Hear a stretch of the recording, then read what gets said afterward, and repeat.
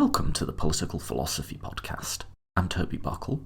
The episode you're about to listen to is on Rousseau, both his ideas in theory, but also what he thought they meant in practice.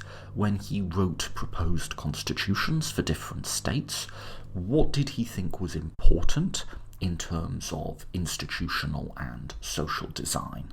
And then what does that tell us about how he saw domination and freedom? How was his vision of those things different to contemporary Republicans? And what might that mean for us today in terms of how we think about freedom and its possibilities? My guest today to discuss all this is Eoin Daly. He's a lecturer at the School of Law in the University of Galway. He specialises in the political theory of constitutional law, with a focus on issues around law and religion, church and state, judicial power, republicanism, French political thought, and the history of political thought. Particularly relevant to this conversation, he's the author of Rousseau's Constitutionalism, Austerity and Republican Freedom. I won't go into any more introduction than that. I found this a really interesting conversation. It's been forever since I've come back to Rousseau, and doing this, as you'll hear, made me realise I kind of need to revisit him. And at the end, we get into some unscripted conversation about the possibility of freedom under capitalism. So hopefully you find all of that interesting as well. Apart from that, I'll just quickly say, as always, if you enjoy these podcasts, please do consider supporting. I don't have any commercial sponsorships, I don't interrupt them with ads, so all of this show is just made possible by the voluntary support of listeners. If you're able to chip in a few bucks, please do so. The way to do that is you go to patreon.com/political philosophy podcast, patreon.com/political philosophy podcast, or just follow the links on the website. Thank you so much to everyone who already does that. And yeah, let's get going. This is Rousseau with Eoin Daly.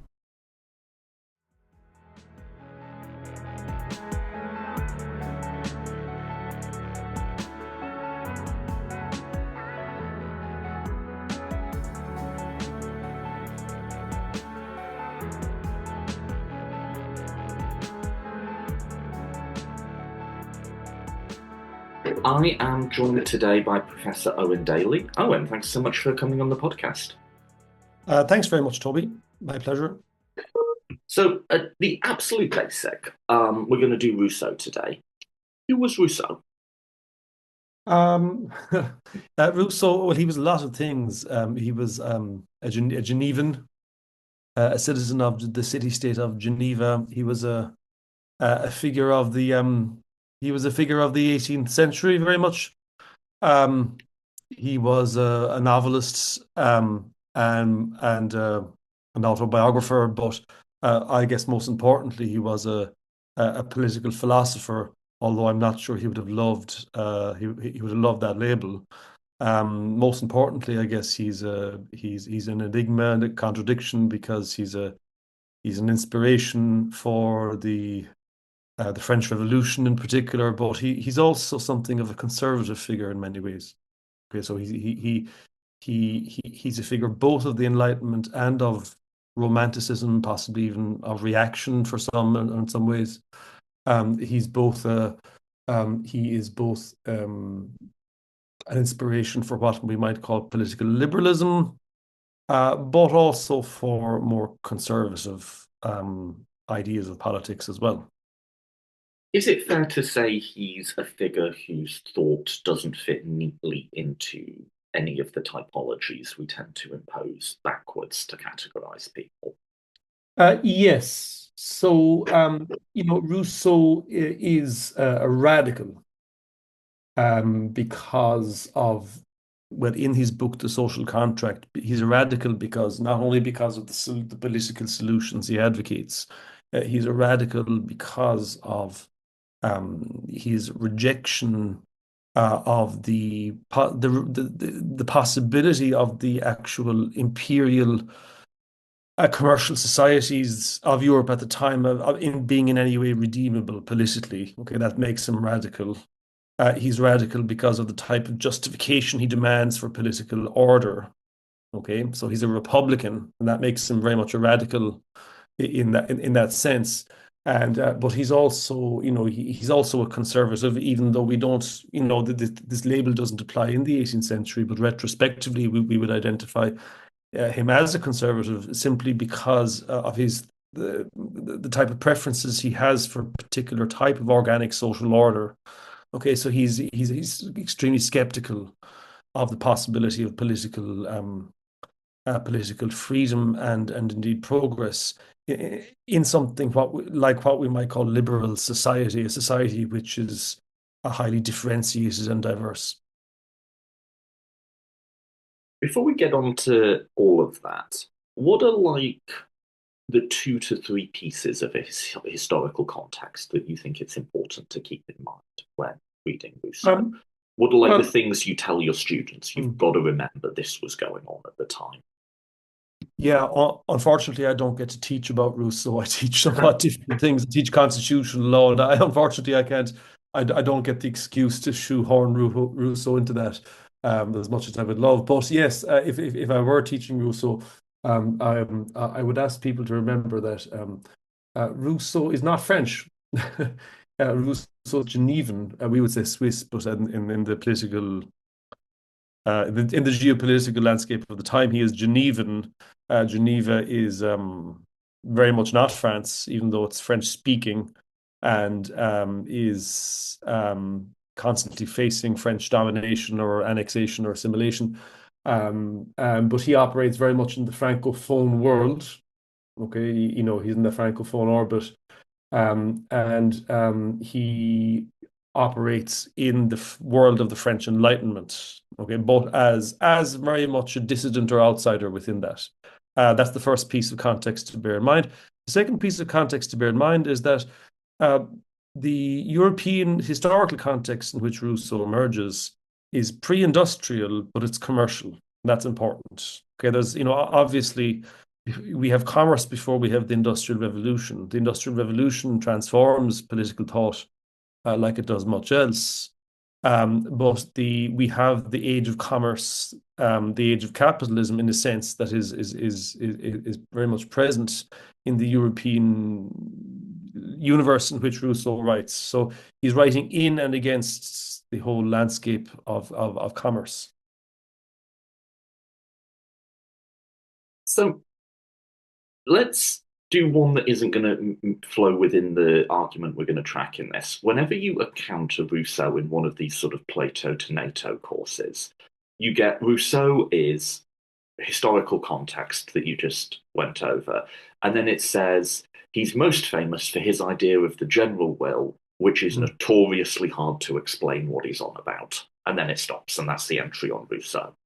Is Yeah. that fair that that's the idea that he's most remembered for? And do you want to have a stab on Yeah. this notoriously hard to define thing?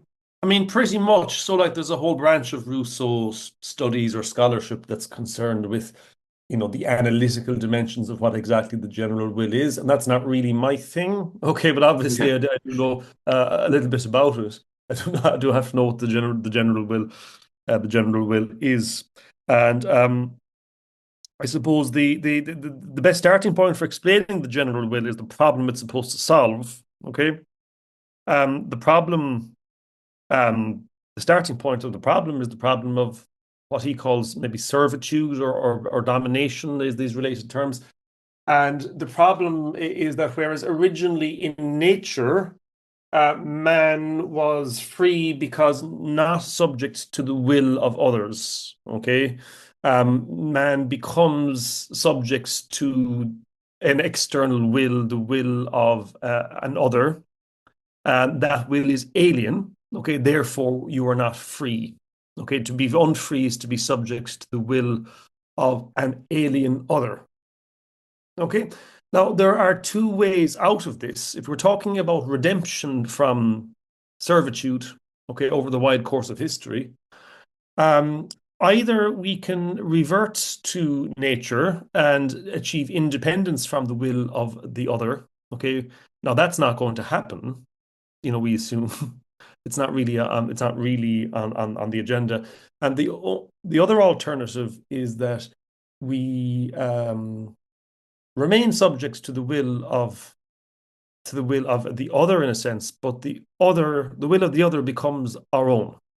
Okay, so the general will is a will that is not strictly emanating from its original source. Is not our own will. It's not coextensive with our private will, but it's a will which becomes our own, which we internalize. So the alien will of the other is internalized as our own. Okay, and this is the trajectory of political redemption, basically. Okay. Um, so the general will is a will that governs us, but that is consistent with our political freedom because it is our own. Now, why it is our own and how it becomes our own, those are the big questions. In broad terms, the general will is our own, or we I suppose we internalize or identify with the general will because it's subject and rather the object of the will is general. Okay, it's general because it's directed at our common interest. Okay, rather than being, say, the private will of an individual ruler or something like that. And I guess we can identify and we can internalize the general will because it's directed at our own interest. Okay, and so whereas there's a radical there's a radical and a less radical interpretation of it, but I suppose the very vanilla milquetoast idea of the general will is that, listen, if think about the ways you experience law as a subject of law or as a citizen in a contemporary society, we don't generally understand the law as something like the arbitrary whim of a ruler.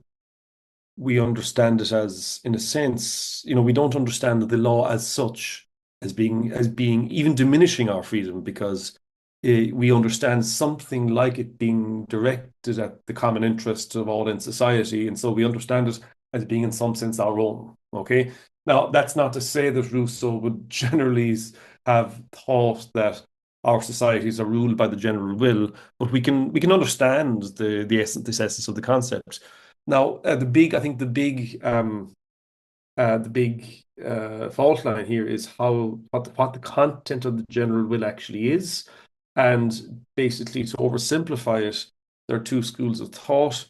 One school of thought is that the general will is what simply emerges from the relevant democratic process. Okay, um, so that if some deliberative political process decides we should ban pornography, and just look off the top of my head because it's obscene, it goes against our moral interest as a community, then that is the general will because that's what's being decided. Okay. And that there isn't any sort of separate objective criterion. It's just what is arrived at in through the appropriate decision-making process. And then you have alternative accounts of the general will, which are somewhat more transcendent, and that there's this fixed content that it has, irrespective of what might be decided through a particular sort of democratic procedure. Okay, and that's I think quite difficult because it's simply because it's difficult to have some sort of transcendent definition of what sort of interests are in fact general. I mean, So that would be like we do just all benefit, say, from pornography being banned, and yeah, I mean, democracy is a process by which we might all come to recognize that, but it's not in itself constitutive of it. Something like that. yeah. So I mean, You can what is see you can see what, why what, people find this concept a bit fuzzy, right? yeah, I mean, what is our common interest? Do we have an interest in being protected from, say, something like immorality? Hmm. Uh, you can try to define this in a transcendent way that transcends process, or you can just say, well, look, you just have to you're never going to all agree. And so somebody has to win and lose in politics and democracy. So whatever the say the assembly says, say the assembly of our hypothetical city state, if it decides to protect our virtue from pornography, for argument's sake, then that is the general will. So, I mean, a very thin form of that might be like a lose. We should move on because this is one of the Yeah. rabbit holes with Rousseau you disappear down and never come back Yeah. out of. But like a thin form might just be like a sort of loser's consent. I personally love pornography, say, but that's what the assembly has voted on, and I recognise that assembly as having a certain sort of legitimacy. Yeah. So you might Accept that think, yeah, outcome.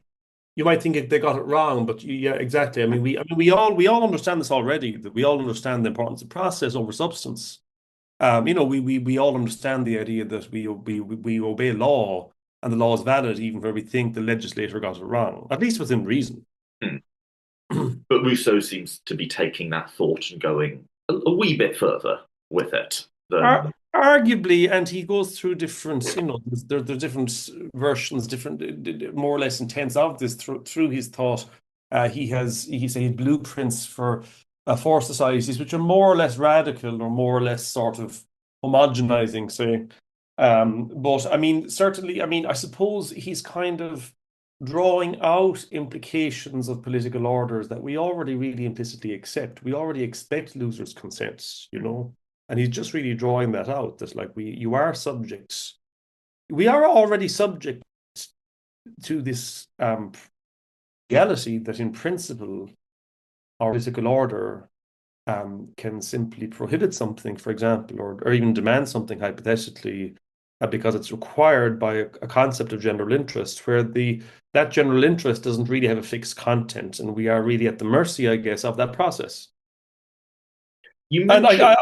I guess one of the you see one of the ways in which our modern thinking departs from Rousseau's time is that most of us now, especially if you're an American, for example, you assume well we assume there's some kind of higher safeguard against that.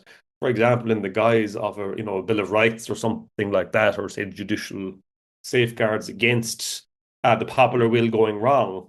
But this isn't really a thing, in 18th century Europe. Yeah. Um, you're about a couple of generations away, right, from that real sort of tyranny of the majority fear starting to pop up. Rousseau Well, yeah, I slightly mean, predates like that. it happens in the US before it does in Europe. I mean, you have a republic, you have a highly novel form of republican government in the US starting really, maybe a generation or two after Rousseau, and it's with the case of Marbury and Madison in the US in 18. Look, I forget the year, but the early 1800s, Mm. where the Supreme Court basically assumes jurisdiction to strike down laws that are inconsistent with the Constitution, Bill of Rights, and so on. And so, but that's a very, that doesn't really happen in Europe at all until actually the second half of the 20th century, more or less, with some little inklings of it here and there. It doesn't become a thing at all in Europe until much later on. And so we actually, this Rousseauian idea of the law being valid because it reflects the general will, with no comeback or safeguard against basically the popular will getting it wrong or the general will getting it wrong.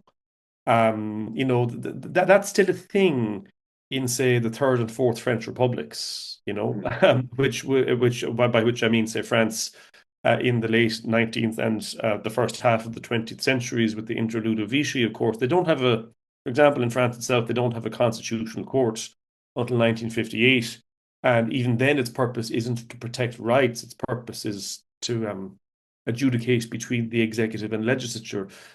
So this Rousseauian idea that the general will doesn't err, and that democracy is the rule of the general will, or sorry, that rather liberty is the rule of the general will. This actually, arguably, is quite enduring in Europe itself, and it endures for the bones of 2 centuries after Rousseau's time. That's super interesting. You mentioned he sketched out some real world attempts to implement constitutions, I believe Poland and Corsica.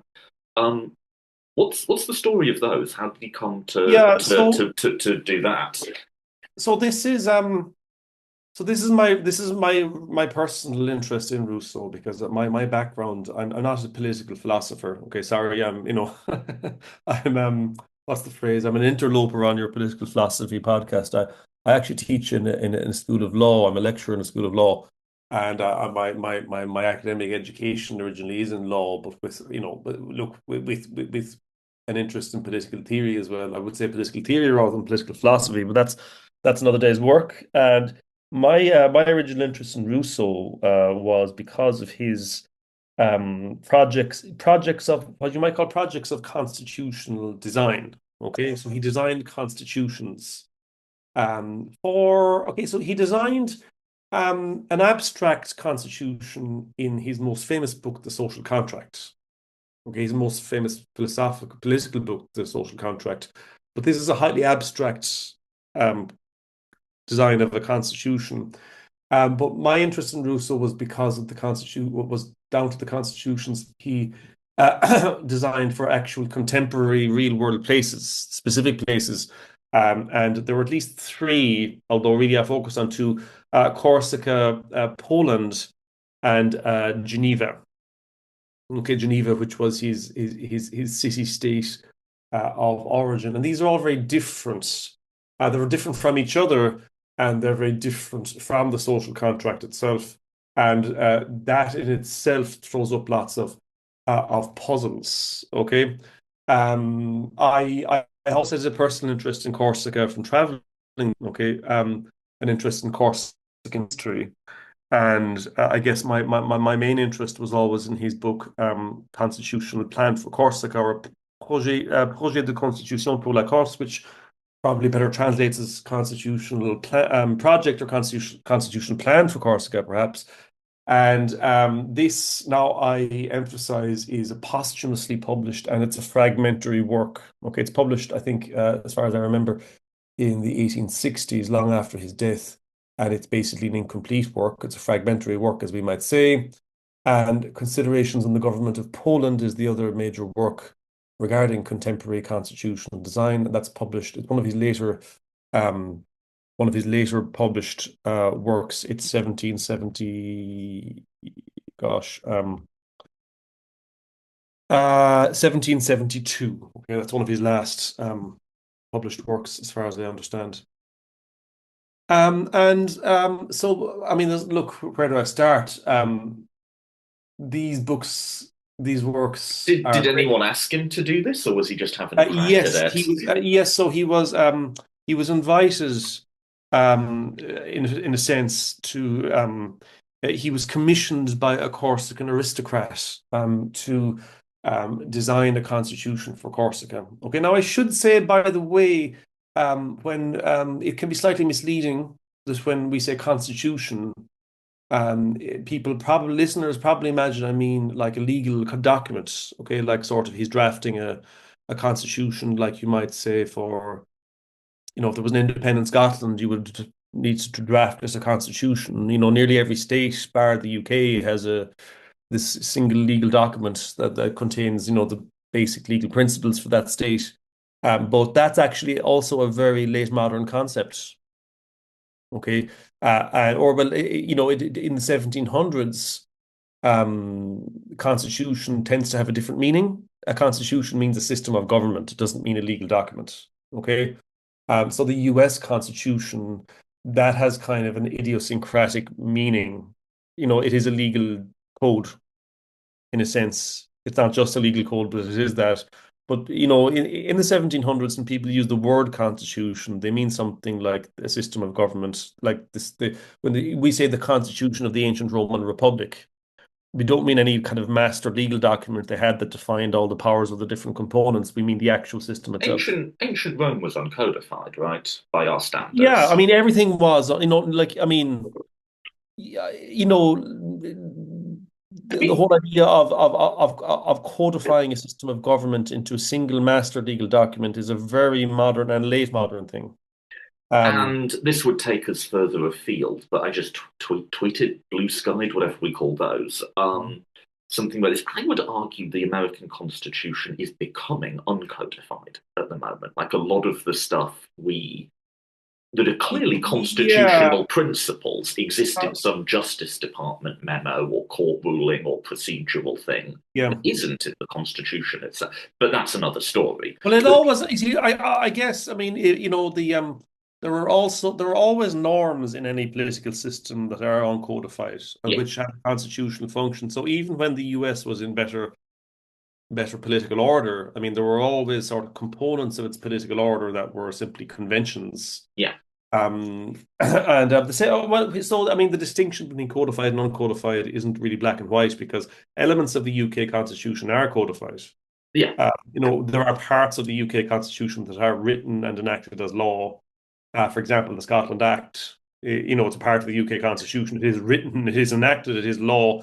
It's Yeah, just it's more like a spectrum than a binary. yeah, so there are so, and even highly codified systems. You don't really understand the French constitution system by reading the actual document. There are parts of Right. it that are very, very dependent on the convention of the system itself. Yeah. Anyway, I'm blowing us off course. So No, anyway, it's fine. Yeah. Rousseau wrote a constitution understood in this sort of older system of government sense for, sorry, what was it? Corsica, Poland. What was the third? Corsica, Poland, Geneva. and Geneva. Yeah. Um, what was he? What was he doing in those? What did they look like? One thing in So, particular. Yeah, go ahead.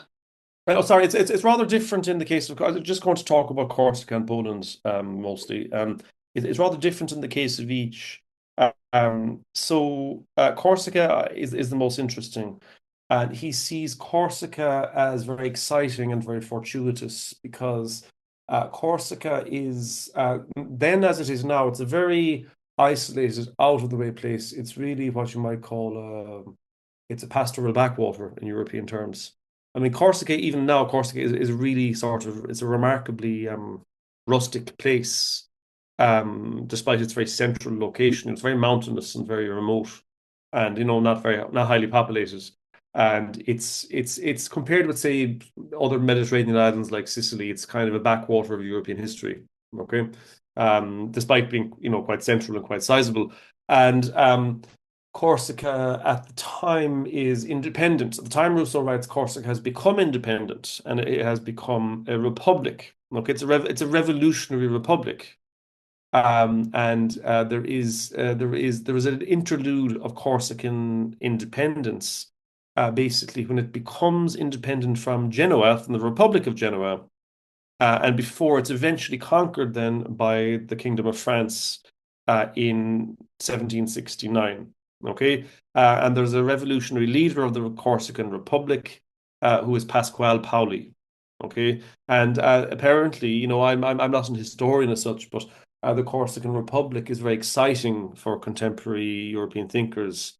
Because Europe, whereas you do have some sort of small republics, whether Genoa itself or say Geneva and so on, Europe is increasingly dominated by commercial imperial states. Okay, France and England particularly, and course, I suppose the emergence of a republic in Corsica is exciting for thinkers of the Enlightenment, and a lot of them apparently see this as an opportunity to put in practice. I suppose some of the political thought of the 18th century, particularly the political ideas of Montesquieu, for example, the separation of powers, in particular, political liberalism, and so on. And it's interesting, though, that when we read Rousseau's actual constitutional plan for Corsica, that's not actually what he focuses on at all. Okay, he focuses on things that are very surprising, very unexpected. He focuses on he focuses on the priority of keeping Corsica autarchical, austere, agrarian, remote, conservative, and simple. Okay, he sees Corsica as a kind of Shangri-La is the wrong phrase. He sees it as a sort of an Eden of, say, rustic peasant simplicity and of virtue, which he thinks is ideal for the emergence of a true republic with the requisite virtues that you need to have a republic. Okay, and this is as important because he sees places like France as being irredeemable, actually. Okay, France is irredeemable because partly because just France is very large. Okay, France is large, differentiated, imperial, and commercial. Which is Okay. not the soil for freedom. Yeah, so this is not the fortuitous soil for Republican freedom. Somewhere like Corsica is, okay, and there is a remark in his previous book, The Social Contract, and he actually refers to Corsica, and he says, "One day this island will astonish Europe." Okay, I remember because that. Yeah, he's otherwise very pessimistic about the possibility of Republican government actually being realized in the the differentiated commercial societies of 18th century Europe. Okay, and what's interesting, in fact, is that Rousseau is he's a very arcane figure, very sort of anti-modern figure in some ways, and very paradoxically both modern and anti-modern. But you have in America, in the American Republic, you have this extremely optimistic idea that you can have a republic on a continental scale, which is totally unprecedented, okay, and that you can have a republic that is both large and that is commercial and heterogeneous and totally differentiated, and that you can somehow attain the requisite levels of virtue. Republicanism is first about virtue, despite all of that social differentiation, the private realm, and the corruption wrought by commerce itself. And James Madison in particular, understands that you can do this through devices like the separation of powers, for example, federalism, bicameralism. You can have these clever institutional devices which provide for an interplay of private interests, so that no particular segment or faction of private interest becomes dominant, and that corruption is held in check by these complex institutional processes, or what we call checks and balances, and that you can have it both ways. You can have Republican government in a sort of a heterogeneous commercial continental scale society that's barely held together by much. And Rousseau would have Rousseau just assumes that you can't do that. He was a very ancient oriented figure. He was oriented towards ancient Greece and Rome, but he took seriously the city part of city state. He took seriously the smallness and the cohesion of ancient republics, and he saw that as being a kind of so that was essential. You can't really have it both ways. You can't sort of superimpose republican ideas on something like contemporary England or France. It's not going to work. They don't have the social work where a republic will work. It's like trying to like trying to use a bicycle to swim. Yeah, there's another way in which America thought of itself as sort of getting out of that stratification and corruption trap, essentially. Which was, they still held on to this classical idea of, like, I guess you could call it like farmer virtue, that like good honest men work the land, that sort of idea. But they saw the possibility of westward expansion essentially as kind of answering that concern, in that as the population grew, they'd keep moving out and out, and you'd still have commercial elites, certainly, but a large agrarian freeholding class, which was kind of just assumed by everyone to kind of be the pillar on which a republic stands. There's a quote from someone of expanding through space rather than developing through time, as the idea that which obviously isn't possible for Corsica or Europe, because there's no land to, unless you want to conquer somebody, there's no land to expand in. So, I mean, I'm possibly overstating the contrast between the American situation and Rousseau's thought here. Of course, you have that Republican preoccupation with agrarian virtue, with the virtuous class of small landowners and so on. And obviously, sort of urbanization on the scale we now understand it, and industrialization hadn't really, properly speaking, occurred in the United States at the time of its founding. And so those problems in sort of maintaining Republican virtue in commercial society really only manifest themselves much later on, I guess. It's all very well to say Rousseau's vindicated by it's all very well to say Rousseau's vindicated by, say, I don't know, the decadence and corruption of the contemporary United States. But I mean, probably Madison and others are vindicated too. I mean, they didn't want that either, you know. But where was I? Yes, but if you look at what Rousseau says in his work for Corsica, he's not just concerned to prevent something like mass urbanization and industrialization on the scale of the Industrial Revolution. He's actually he's concerned to um, he's concerned even to prevent the emergence of a merchant class, okay, or the emergence of even what we might call international commerce and trade. He really means this when he wants to keep Corsica agrarian, austere, autarkic, rustic, and peasant. He really understands that, he really believes that true Republican government can only flourish in what we might call a cohesive and undifferentiated society. So when we ask, well, so what specific constitutional devices or rules or provisions does somebody recommend in their constitutional plan? And you might think, oh, right, well, I know what, for example, what's going to be the composition of the legislature, or where is executive power located? Is this in a committee or in a ruler or in a king, and so on? And it could be, we think of what's going to be the institutional setup. And then you look at the constitutional project for Corsica, and he says stuff, well, like any man who hasn't married by age 40 will lose citizenship. Okay. And there are to be three grades of citizenship. And your ascendance between those different grades depends on things like whether you've married as a man and whether you've acquired land for agriculture. And so the agrarian, the small holding agrarian society is to be constitutionally hardwired in.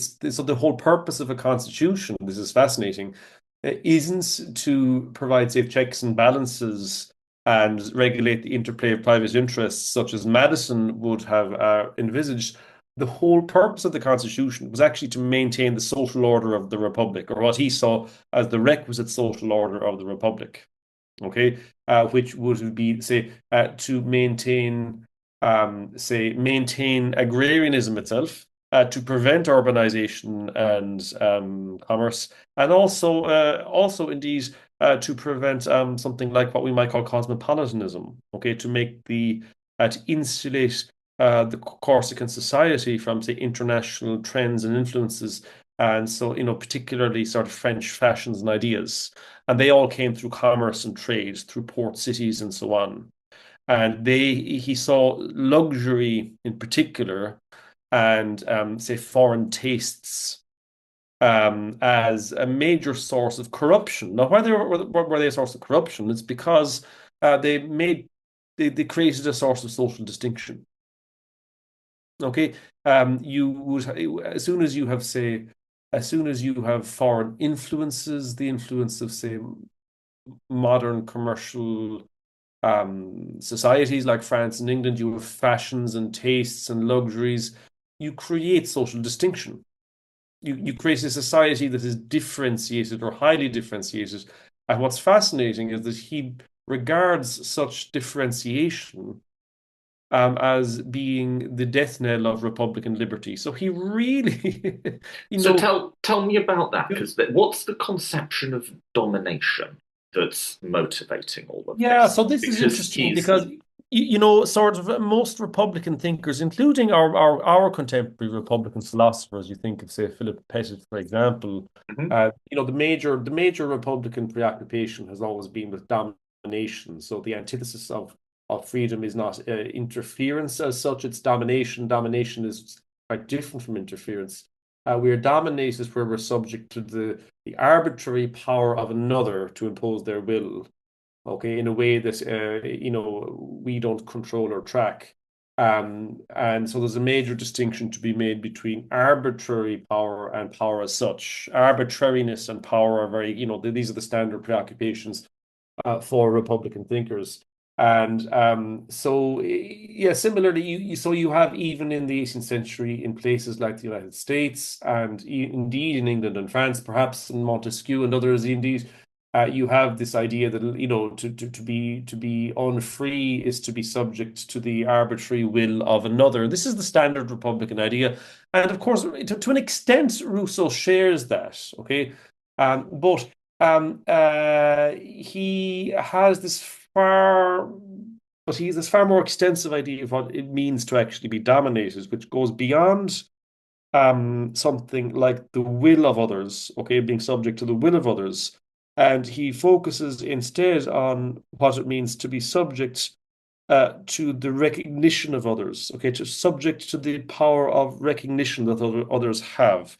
And if you go back to his much earlier works, my personal favorite of his works is the Discourse on the Origins. This is his second discourse, it's called for short, second discourse on the origins of inequality, where he basically tracks how he speculates hypothetically and historically how inequality emerged in the development of societies, whereas originally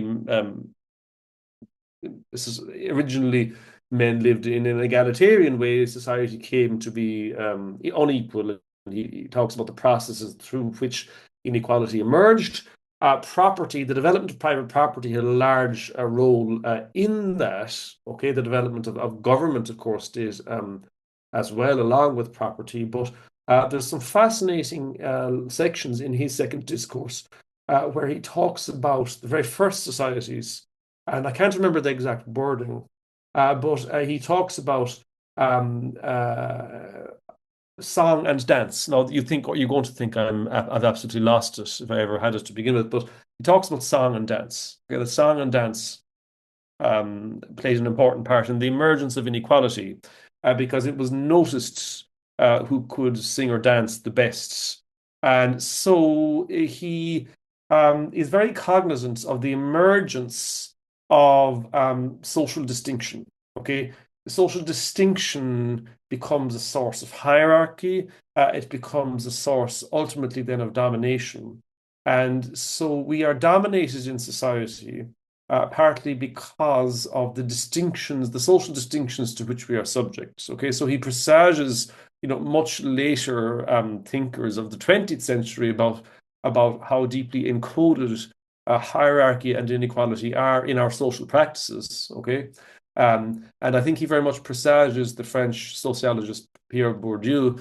So Pierre Bourdieu talks about this social capital and the domination that exists because of social capital and cultural capital, and rather say what he calls also symbolic power. Okay, so Rousseau talks about this phenomenon whereby we begin to identify authority, legitimacy, and virtue in manners.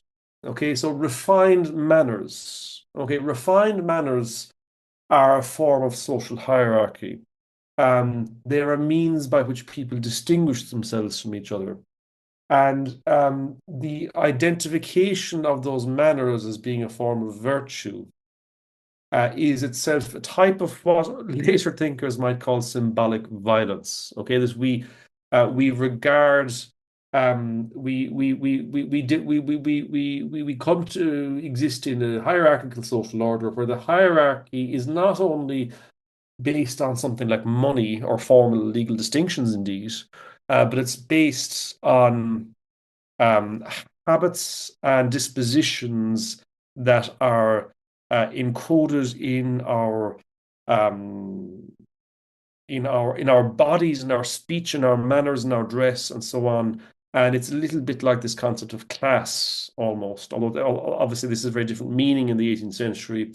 But um, he's concerned that in a society which is highly differentiated, okay, the um, I suppose the power of the symbolic power that lies in social distinction, okay, is impossible to reconcile with true Republican governments. You don't have the requisite solidarity, you don't have the requisite virtue, you have a society of distinction, okay, a society of symbolic violence where people are distinguished based on manners, based on speech, based on their ritual and their social practices.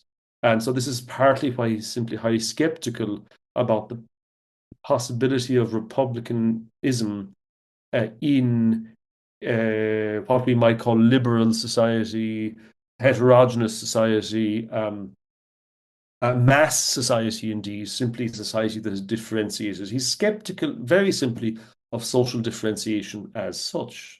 And people think, "Wow, this is going to sound like Pol Pot or something." It's the idea of having I suppose, a homogeneous, virtuous society with no classes. But he really does mean this. People don't maybe understand this, and so you have this guy who's understood as this. He's this, I suppose, his vocabulary, his political vocabulary gives us a lot of the political vocabulary of modern liberalism, political liberalism, in terms of how we justify the existence of states, in terms of how we understand political liberty. And yet, if you look at how he envisaged republics as becoming actualized, he saw them as being a rare, fleeting exception to the general rule of servitude and domination, and where you had fleeting possibilities of true republicanism emerging in out of the way places like Corsica, and certainly not in France itself, which, as I said, he regarded as being beyond redemption. But okay, so one, Rousseau was a radical and was indeed quite radical, like in terms of what he would actually want to see happen in the world. Let me talk through this dependency on recognition in my own words, because this is whether or not we go with Rousseau all the way to his conclusions and try and get everyone back working the land or not. There's not nothing to this, right? Like, so I was kind of annoyed reading your paper, not because it was bad, it was a very good paper, but because I've had a book in my head I'm going to write one day called The Politics of Humiliation. Mm-hmm. And I've been threatening to write this for quite some time now. And with Trump returning and everything, I'm like, oh, I probably do need to write, or at least write a few papers to see if, the ideas have traction. And when I read your paper, I was like, oh, Christ, I'm going to need to revisit Rousseau, aren't I? And I'm not exactly sure how enthusiastic I was for that. But as a basic narrative, the way I see it is we kind of have broadly two sets of currencies in the world. And the descriptive and moral and normative language that we have, not just in liberalism, but in the modern world generally, is very geared towards the first currency, which is money, formal law, all that sort of thing, right? The other currency is social standing. And that's clearly, obviously, super important to people, but not neatly reducible to the first currency, right? Yeah. And it seems to me like this would be the thesis of my book. Acts of humiliation are about power. It can either be that first currency where someone shows you that you're powerless through formal power, right? When Rome's being sacked, they say "Ve victus." You just have to give us another 1,000 gold bars because we say so. We're just showing you that you're powerless. That's an act of humiliation. But it also can be through this second currency, through using, I guess you used the word symbolic violence. I'm not sure I'd use that, but using other forms of hierarchy that exist in this second currency to destroy or harm the core status claims that people want to make for themselves. And that's a form of humiliation that is a form of power, Yeah. but is much less discussed because whereas an ancient or an early modern does have the vocabulary to talk about that, we just don't have as developed a vocabulary to sort of capture those mechanics in a neat and intuitive way. Yeah. So I think the concept of amour propre is very relevant here. So amour propre we need to get to grips with. Okay, so Please. So just explain what amour propre means. So Rousseau thinks that there are two forms of self-love. Amour propre means self-love, but it's one of the two types of self-love. The other type is amour de soi, love of self, and amour propre, like love to self. So, the linguistically we needn't get too bogged down in the technical distinction, but basically, amour de soi is something more like the instinct to self-preservation. So, probably he would call, say, natural man or primitive man has amour de soi, in that it's something given by nature, this urge to survive and prioritize oneself, indeed. And it doesn't go away either. It's pretty just it's a given. And amour propre then is something which is more like latent in man and which is kindled or inflamed with the emergence of society. So it's not a part of man's original nature. It's something that emerges with society. And roughly speaking, amour propre is it's a self-love which is consummated by the recognition of others. Okay, it's consummated in the eyes of others. Okay, it's the need for recognition by others. And I guess Rousseau. What's important to understand is that Rousseau doesn't. Okay, first of all, he sees amour propre as highly problematic and amour propre as highly destructive and amour propre as destructive of virtue. And because I think the sort of the emotional and affective tendencies you've been talking about there, the desire to humiliate others, the desire to feel superior to others, Rousseau would have understood these are manifestations of amour propre, of negative amour propre. Now, it's important. Um, it's important to understand, however, that Rousseau doesn't understand um, uh, amour propre as being categorically negative. Okay, amour propre is also a motivator for people to do things. Okay, amour propre is something that can actually be manipulated and redirected towards the good. Okay. And it all depends on how our amour propre is consummated. So we need to feel validated and recognized and so on. It's just what man in society does. And we can vindicate or consummate our amour propre because, for example, we have a superior status to others, and our superiority vis-a-vis others can vindicate or satisfy our amour propre. So if they're humiliated or degraded and we're celebrated and exalted, that can that can be obviously that's what happens. So, but if you read Rousseau's books about Corsica and Poland, there's an absolute, I would describe this as eccentric. Okay, it's eccentric, but it's also quite revealing. Mm. Rousseau focuses on, now you wouldn't believe that, again, you'll think I've lost it or I'm making this up.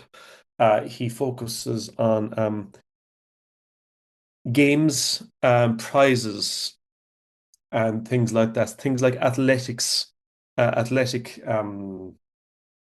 festivals or competitions where people are given awards or award ceremonies for virtuous citizens. Okay, distinctions. So the Republic will grant distinctions. The Republic will honor the virtuous. Okay, and so people will compete. People in the Republic, in the true Republic, they will compete for distinction. Um, just like people in a capitalist liberal society compete for distinction. Okay. And they're doing the same thing. They're competing for distinction. But in the former example, their need for distinction has been redirected or manipulated into something positive. Okay. So Rousseau regards a well-ordered republic as a social, not just a political, but a social order, okay, in which our need for distinction can be consummated in ways that are either benign or actively positive. Whereas the problem in a commercial or now in a capitalist society is that our need for distinction is very much consummated in the private realm, not in the public realm of the republic, but in the private realm, and it becomes highly unregulated. It becomes highly uh, it becomes expansive and dangerous and wild, and it becomes destructive.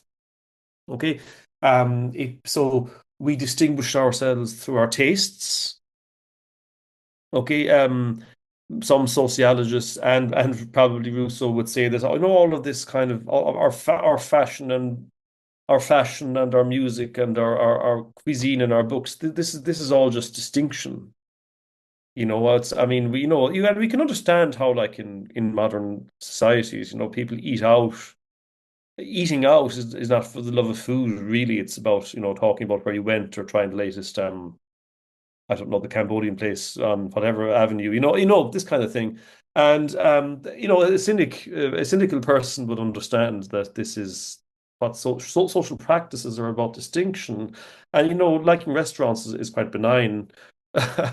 But there are darker sides of I distinction. can see that, but it's perhaps a trivial example, but you're trying to you represent a certain image of yourself. If you said, "Oh, I had this lovely Cambodian food last night," you're trying to Yeah, I say mean, that you're multicultural, you have good taste, you're open-minded, you're liberal. it's competitive, and that's relatively benign. But obviously, what you're referring to, cruelty and humiliation, that is probably a darker expression of amour propre. That we can receive distinction and status from, say, discrimination. Yes. Although I, I wouldn't, I mean, take me up on this or not, I probably would differ, and I might just be misunderstanding Rousseau here, but I'm not sure I'd view that as a natural, unnatural thing, because in the discourses on inequality has this idea of man in his natural state as being quite isolated. But I Mhm. mean, one, I just don't think that's true historically. Like, pre-literate, pre-city state man was, to my understanding, sort of in groups of a few dozen people, a bit like you Yeah. see a group of chimps or whatever, right? And I think, that, one of the things I don't have a good answer for is whether or not the urge to dominate is something intrinsic or something socialized. I'm agnostic on that front. But Yeah. I think it does go right the way back to the beginning. It goes right the way back to these small, pre Yeah. state groups of people. There would be a hierarchy within those groups. There'd be a sort of Mhm. elders or an alpha male or what have you, or an alpha female in matriarchal groups, whatever it might be. Now, what's happened is the mechanisms through which we can achieve status and either claim it for ourselves or direct it down and highlight that other people don't have status, they've become much more elaborate and much more advanced. We have a much bigger toolkit now. Yeah. But I think it's not a case of there was a natural equality that was then corrupted. I think there is some. I don't know if it's natural or not, but very consistent need in Yeah. mankind for status, both to affirm a minimum status for ourselves, but Yeah. then to Mm. gain stuff beyond that. Yeah. But then just the we're now expressing it in Mhm. situations that are radically different. But it's not like some Yeah. new thing just happened. That's just my view, though. There's a great book you should read by, maybe if you haven't already, by Robin Douglas. That's two S's, Robin Douglas, called Rousseau and Hobbes. Okay, and so Rousseau's insistence in the second discourse, that man's rapaciousness and urge to dominate and humiliate and so on. So his whole thing is that this is not actually this is not natural. Okay, his whole thing is that this is actually corrupted man, fallen man. So, by the way, highly Christian. This idea that the fall and then redemption. Right, Uh, right. and that original man is good and virtuous. Nature is good, and the whole context of this is partly Rousseau's indirect engagement with Hobbes, because, of course, as some of them or many of your listeners probably understand, of course, Hobbes' justification for absolutism or for the sovereignty as such is this idea of the natural depravity of man, that because without this absolutist sovereign, people will just rip each other's heads off or something like that. So that's what we are really, that we're naturally rapacious and so on. And that is used as a justification for a particular type of political order. Okay. Whereas Rousseau, now there's very purposes and context to this, but the whole point of Rousseau's second discourse is to say, well, look, those tendencies are not natural and they emerge only because of specific processes of socialization. Okay. Now, you see, we run into difficulty here with what we mean by natural. Okay. And there's again, Jonathan Marks is a very good book about this, but natural um, is often conflated with, say, it's often juxtaposed with history. So nature is what came before history, and history is what destroyed nature. Okay, man's original goodness. Now there are people dispute that juxtaposition of nature and history, but um, to natural man, Rousseau ascribes two innate tendencies. One is amour de soi, self-preservation, effectively, or the self-love that's manifested as self-preservation. And but secondly, pitié, which is, I suppose, it sounds like pity in French, but it probably better translated as sympathy. He speculates that original man or natural man would have been moved by the cries of others, and that is something which is truly natural because it exists before socialization. There's lots of interesting thought about why that is, about psychological process, psychological phenomenon of identifying with maybe or simply being triggered by the cry of another. So Rousseau's very interesting argument is that sympathy is more natural to man than is domination. Okay, and the domination emerges with specific points of socialization. Now, I suppose the paradox here is that man's perfectibility, as he calls it, always made inevitable the emergence or the occurrence of those steps of socialization that produce the tendency to dominate, humiliate, brutalize, and so on, right? I mean, so if we mean they are natural because this was always going to happen and this was always latent in man and would always emerge as soon as we existed in bands of more than a family, bands of a dozen or so or more, then you're right. Okay, because if that's what you mean by nature, that man was always going to do this, this was always naturally predestined to happen, then I think Rousseau simply agrees with that. Um, so by nature he means something quite specific, actually. Mm. Does that make sense? So it was in man's nature, if I can use that word, that he should emerge out of the primitive state and form societies of increasing complexity. This is because of an attribute that animals don't possess that Rousseau calls perfectibility. Okay. It was always in nature that he would do that. And so it was naturally ordained that man's brutality would manifest itself There's in still society. there's still the idea of a fall. This is all Christian, right? There's still the idea of we are less than what we were, and we are in a fallen world. And I Mhm. guess you can say, well, given that we were always going to end up in that fallen world and we're not going back anytime soon, what difference does it make? But it Well, clearly does make a difference because Rousseau wants to say that. He makes a well, narrative difference. well, it's important to understand that Rousseau's whole landscape, his whole thought is about fall, but also redemption and the possibility of redemption. And what's really interesting about Rousseau is that the same psychological tendencies of man that led to the fall are the same that will be used for redemption. Okay, that we will, socialization is what brought about our fall, our fall into servitude. But it's in society and socialization that we will be redeemed.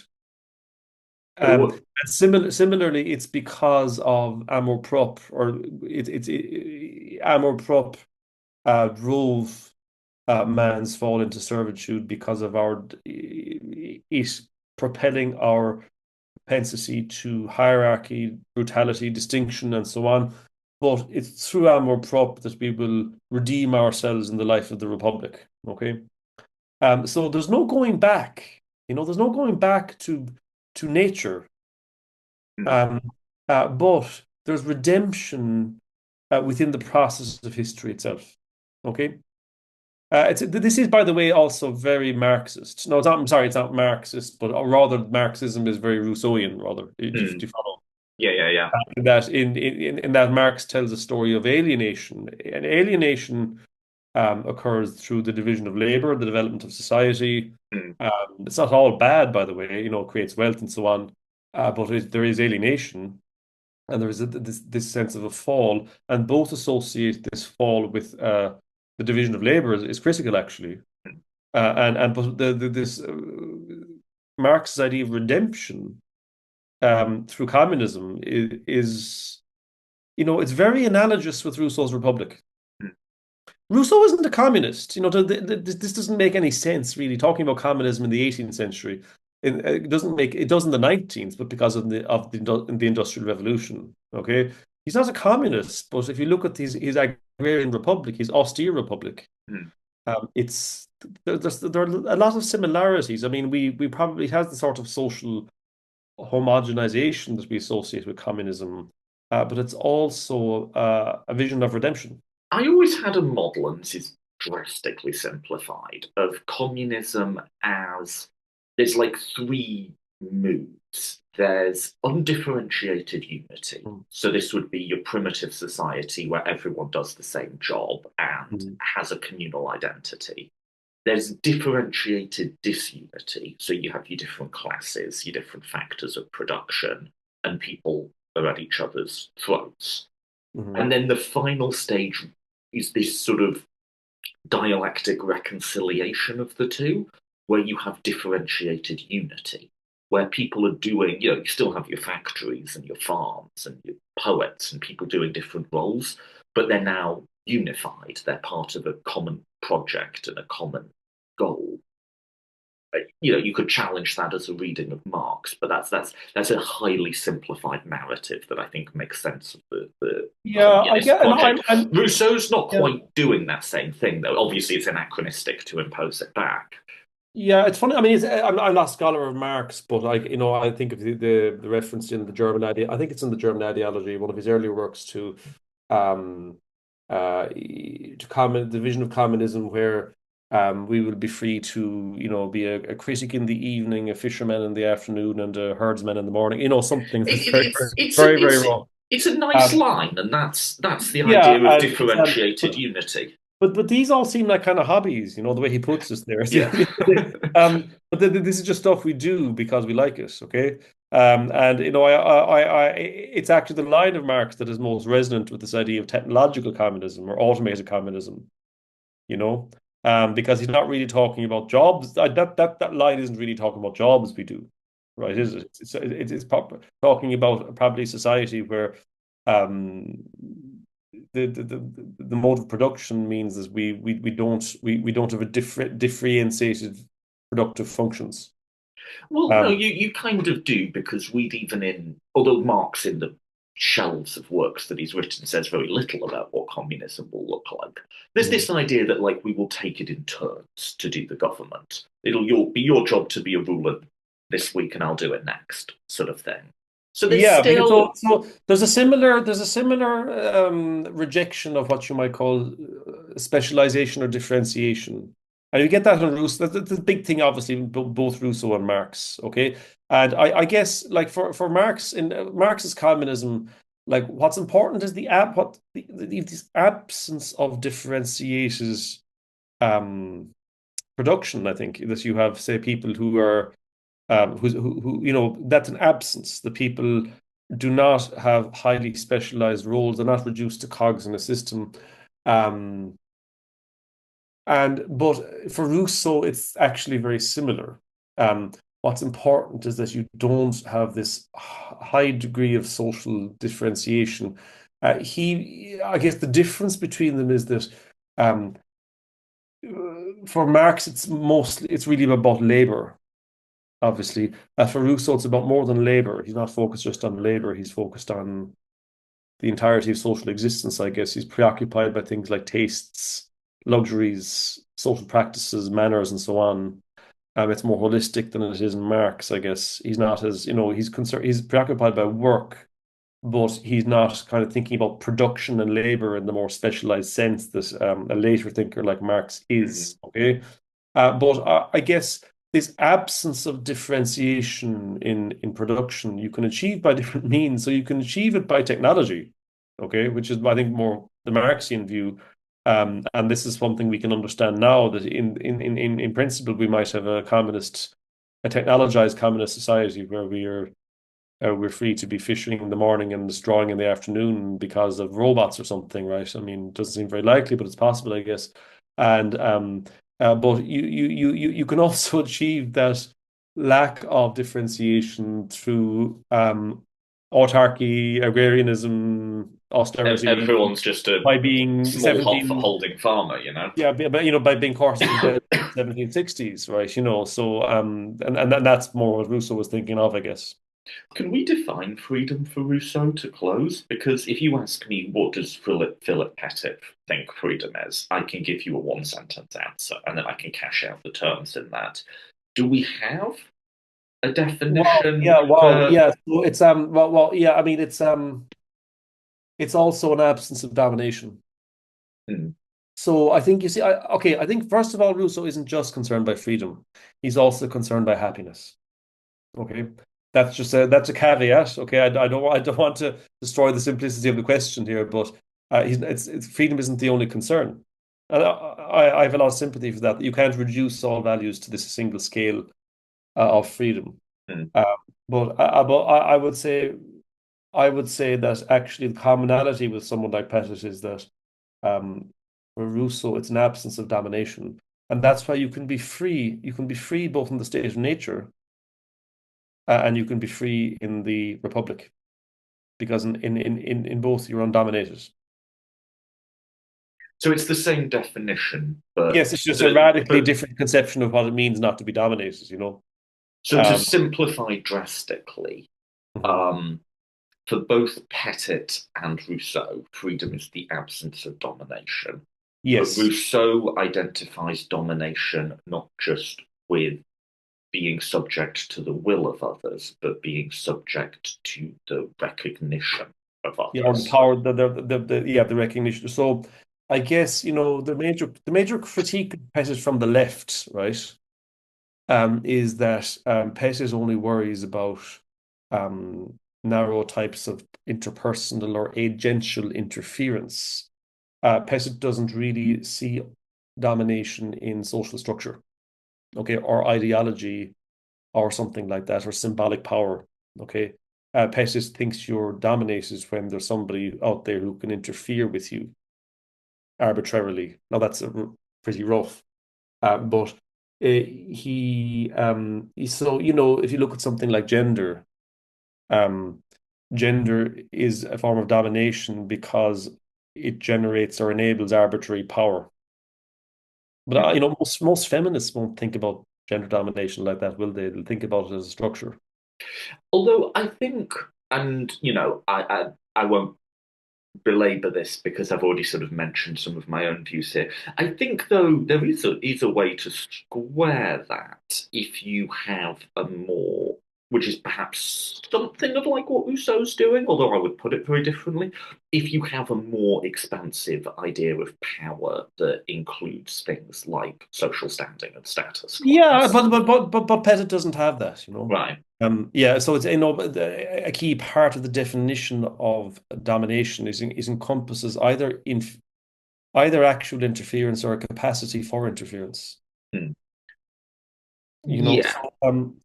so I guess like structure as such is not domination unless except to the extent that it generates potential interference, potential arbitrary interference, basically. Hmm. So the whole say ideology of gender, the whole kind of mindset, the frame of reference, the psychic landscape of gender that's sort of inculcated in us, or that we perform, perhaps, as some might say, that's not domination. You see, I suppose I'm trying to say that um, there's a lot of commonality between Rousseau's understanding of domination as being more deeply embedded in social structure and practice, and that as being something of being political concern, than there is in a more sort of optimistic liberal Republican like Pettis. Does that make sense? It does. It does. Yeah. I think. Which is why Rousseau's Republican project is socially transformative. He wants, like, not like exactly Pol Pot, but he wants to sort of really get in there and transform or regulate society itself. Whereas, But I mean, you say Pol Pot. That is the worry. We might think about how legitimate it is, but that yeah, is the worry people have of once you get into very sort of, I guess we would say, social justicey concerns that seem very totalizing about not yeah. just I the mean, structure of society, but how people think. Is I think people do sort of say, well, okay, but where are you? I don't buy that worry yeah. particularly, but like that is what people say. Okay, but where are you going with this? If the Yeah, I think total, there's no limit in principle to what is legitimately a subject of politics. yeah, Um, but there just so isn't though. something so like in Poland, in his book about Poland, Rousseau talks about close. Okay, again, he said, well, like, he said in the Polish courts, in the Polish seat of government, he said they should only wear traditional Polish dress because French fashions are a sign of decadence. And so politics goes all the way down. It goes into sort of the private and the intimate and the personal and all this. And feminism, for example, says this is the case, that there is there's no boundary in principle beyond which politics doesn't or can't go. So that's going to be, yeah, you're right. That's going to be the liberal concern about Rousseau, that you have it is totalizing. And look, that's probably the most famous objection to Rousseau, by the way. But if you flip things back to Pettit, okay, the converse of this is that these neo-republicans, these liberal republicans, Rousseauian would say that they want to have their cake and eat it too. That they think you can have Republican government in a capitalist society. And how is that working out?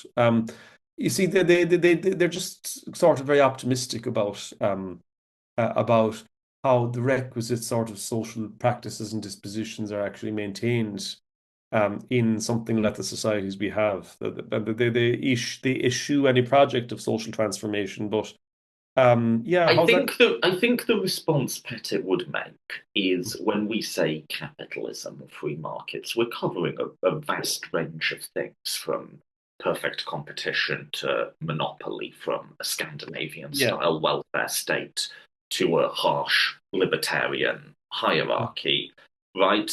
And within that quite large set of things, some of those institutions are more or less conducive to freedom. Some of those institutions embody or don't different forms of domination.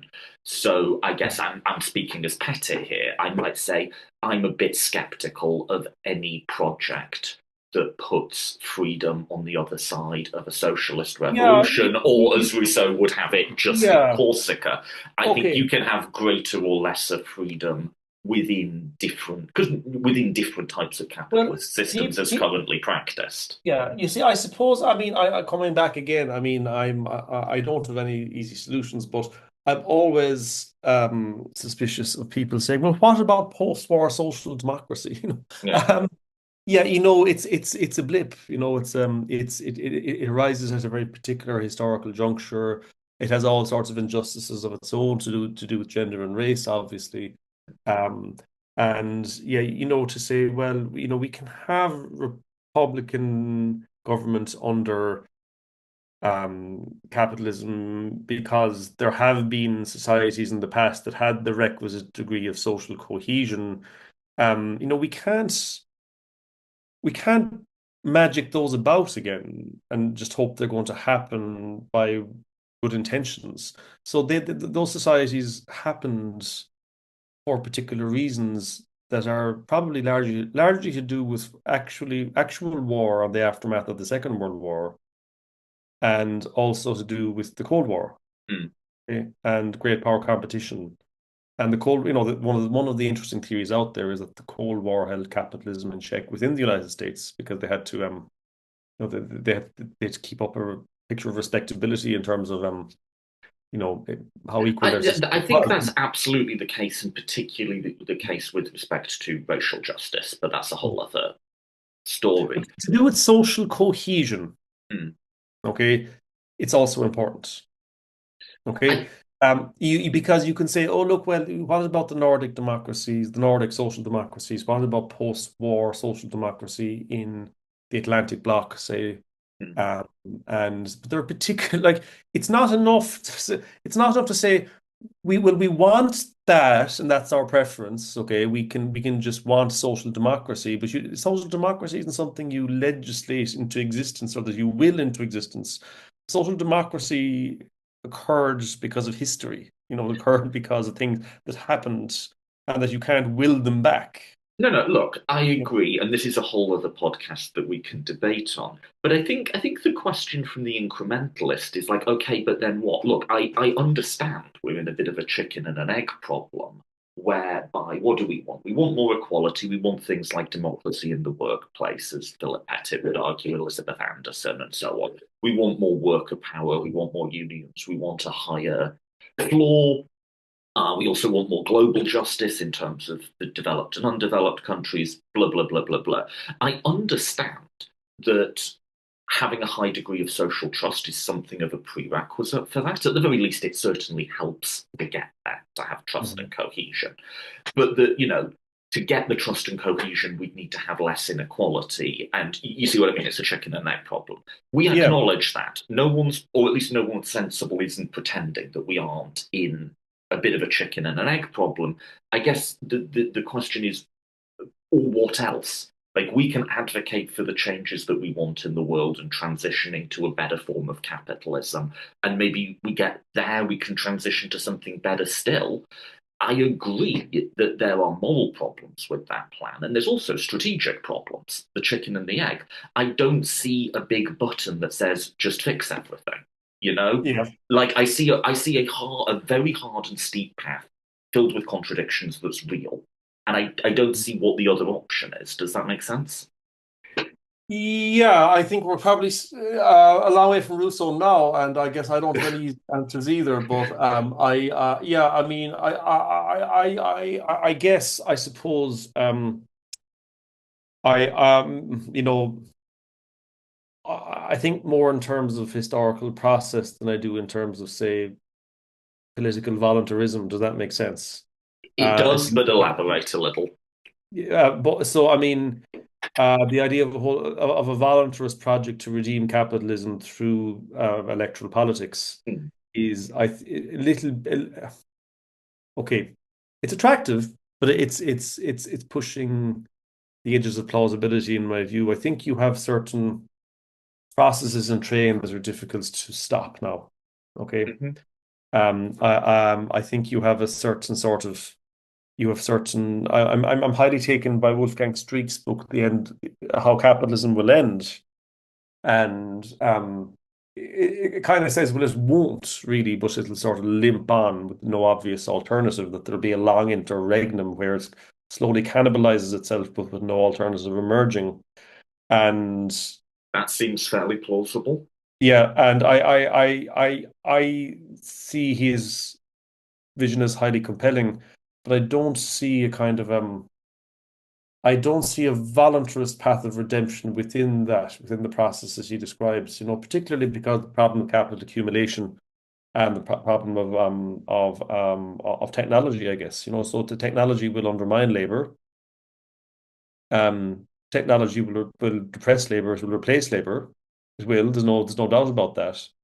And so how one stems that politically in a politically voluntarist way, um, while maintaining the I suppose the fundamental political economy of capitalism is to me very puzzling. I just don't really get it.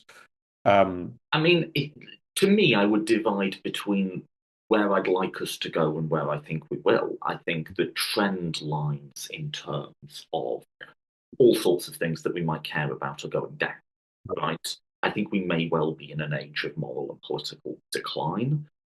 I can say, the path I'd like us to go down as different to that, even if less likely. And I guess with regards to, the capital accumulation or whatever, I'd say, we don't know the future. I can say that the trend lines look like they're going down. But just like I think Rousseau and Marx really couldn't have conceptualized the world 100 years from where they were. okay, but The technology okay. moves too fast. We don't know where we'll be But 100 years from now. there are certain things we do know. Okay, so social democracy is about institutionalizing labor power in politics itself. It's about that to a large extent. Hmm. It's about a balance, checks and balances, a balance between capital and democracy enshrined in Right. politics itself. We know that. Okay, that's what post-war democracy or Nordic democracy is about.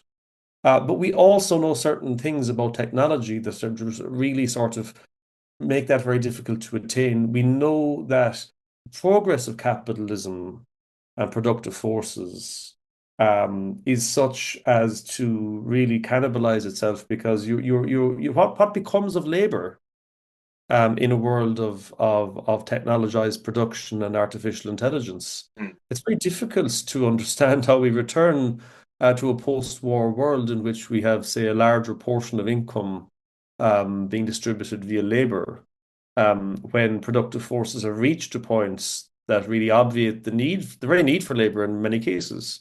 I think then, so you, not to sound melodramatic, but then you are looking at something like socialism or barbarism. I just at the technical level, I find the whole idea of equilibrium or restoration of this equilibrium to be just quite empirically implausible because of technology. That's all, because of productive forces. No, I mean, I agree with you've got to go in 2 minutes, haven't you? I agree with there not being a natural liberal equilibrium in the same way as Newtonian planets orbiting a star or something. Like there's not a default resting place. There's periods of historical consensus and stability, and then periods where that consensus falls apart. Sure. Anyway, we have gone a long way from Rousseau. Yeah, okay. No, that could be another discussion. You never know. Anyway, I unfortunately have to leave shortly, but I was a pleasure to be on, and thanks for the chat. No, no, absolutely. Real pleasure. Thanks for coming on. Just before you go, any way you'd like to direct listeners, Blue Sky website, anything like that? I'm not famous or important enough to have much to self-promote, to be honest. But I did write a book in 2017, Rousseau's Constitutionalism, Austerity, and Republican Freedom, which elaborates on a lot of the features of Rousseau that we were talking about. So anybody really into this might enjoy the book. But if you just Google me, Eoin Daly, there's lots of, if you don't want to buy the book, there's lots of shorter articles that you could probably find that explore similar ideas. And if any of your listeners hit a paywall, just email me and I'll send you a copy. Awesome. Thanks so much for your time today. Okay, thanks, Toby. Bye bye.